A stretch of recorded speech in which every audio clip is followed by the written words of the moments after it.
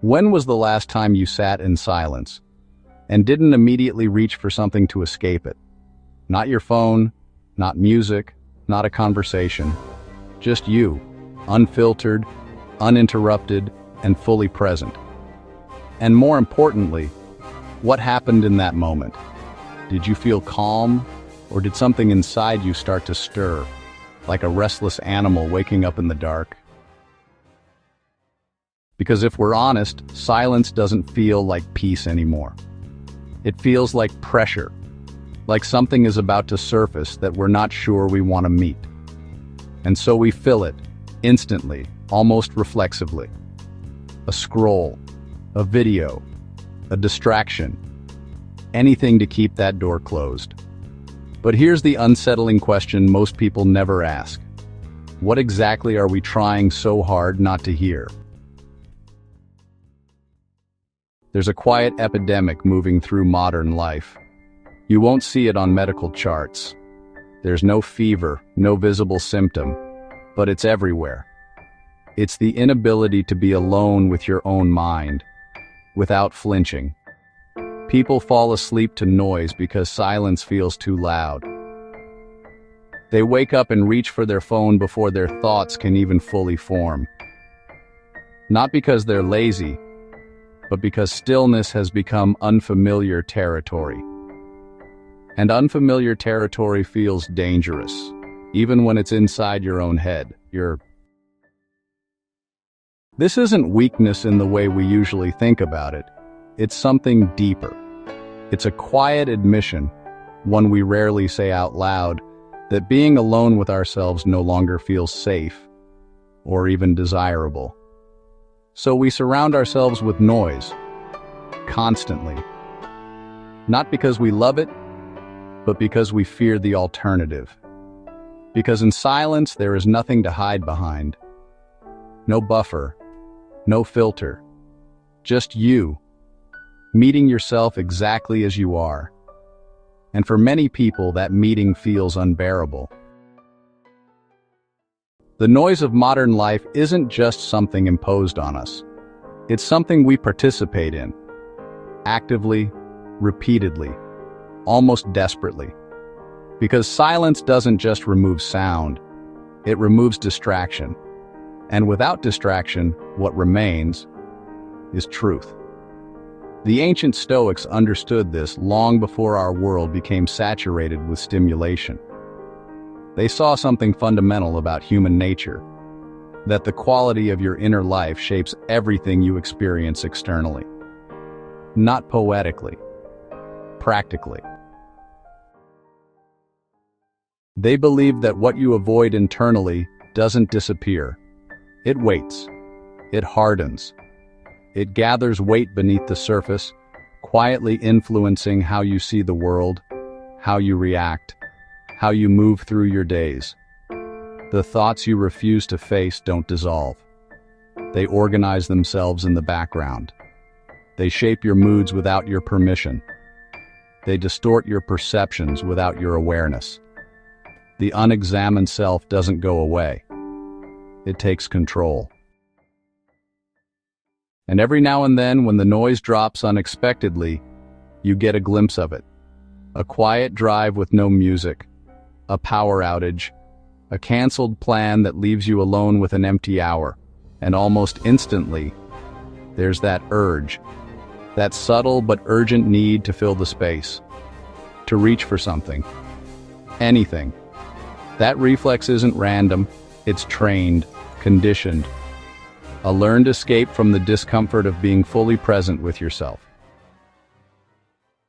The Stoic philosopher Seneca once wrote that until you can sit comfortably in your own company, you haven't begun the real work. Not reading about life, not talking about it, the real work. Because philosophy to them wasn't intellectual, it was personal. It was about becoming someone you could actually live with, in silence. Seneca described something that still feels painfully accurate today. He said people who can't sit with themselves are in a kind of inner exile, always moving, always changing something external. Location, job, relationship. hoping the discomfort will finally disappear. But it never does, because it was never out there. It was carried within. You can travel across continents, rebuild your life from scratch, surround yourself with new faces and new opportunities, and still feel the same quiet unease. Because avoidance doesn't resolve anything. It just relocates it. Modern psychology calls it experiential avoidance. The Stoics called it something simpler: running away from yourself. And no distance is far enough for that to work. So what actually happens when the noise stops? What's waiting there? For most people, it's not peace, at least not at first. It's unfinished thoughts, old regrets, conversations that never ended properly, questions about meaning that have been postponed for years. It's grief that was labeled handled, fear that was labeled irrational, loneliness disguised as independence. Silence doesn't create these things, it reveals them. The Stoics had a practice for this moment. They didn't run from it. They turned toward it deliberately. They called it attention to oneself, a daily, disciplined awareness of what's happening inside. Not to judge it, not to fix it immediately, but to see it clearly, because you can't navigate terrain you refuse to look at. Each morning before the world made its demands, they would sit with their own thoughts. Not to feel good, but to understand what was there. They examined their impulses, their reactions, their hidden assumptions. They were looking for the quiet forces shaping their behavior before those forces acted through them unconsciously. It wasn't indulgence, it was discipline. And today we're beginning to understand why this matters on a neurological level. When your mind is at rest, when you're not consuming or reacting, it's not idle.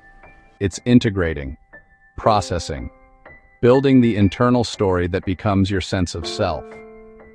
Interrupt that process constantly, and something fragments. Your identity becomes reactive, borrowed, pieced together from whatever noise happens to be loudest. And slowly, without noticing, you become a stranger to yourself. That's why when people finally slow down, really slow down, there's often a strange realization.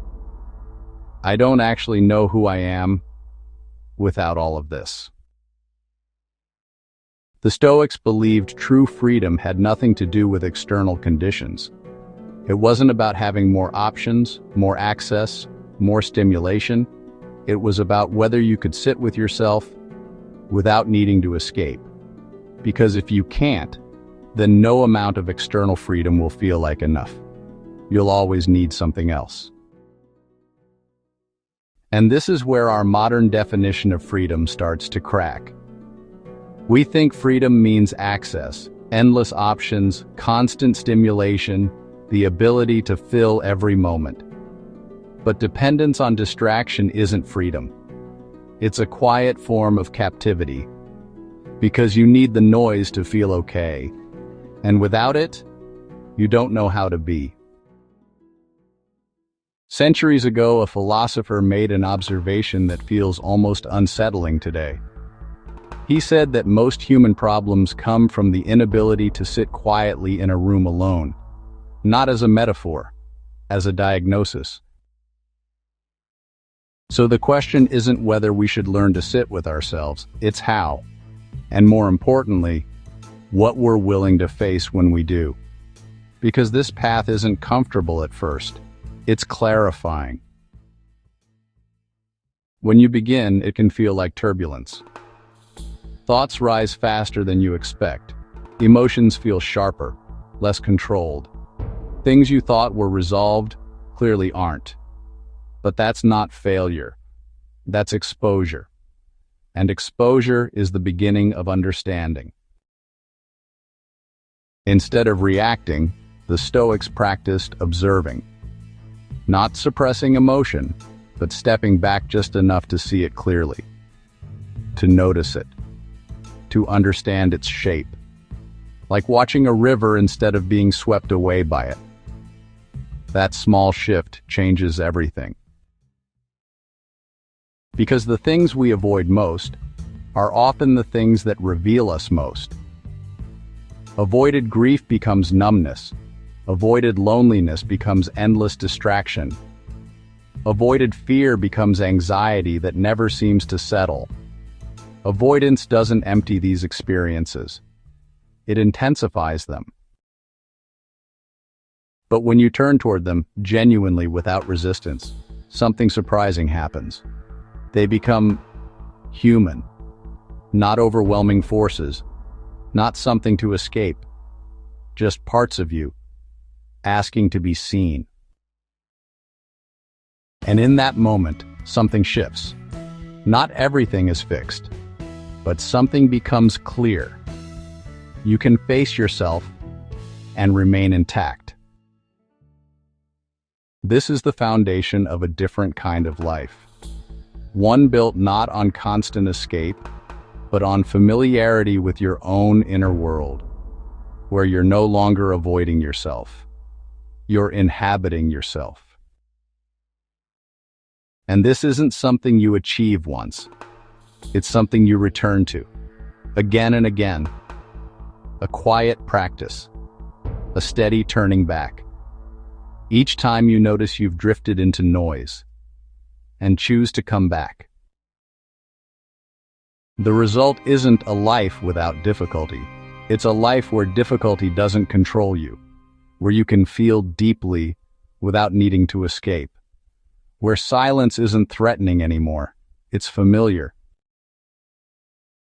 And that familiarity creates a quiet kind of peace, not because everything is resolved, but because nothing inside you is unknown anymore. In the end, the relationship you have with yourself is the only one that never leaves.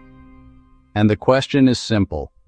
When everything else falls silent, will you recognize the person who remains?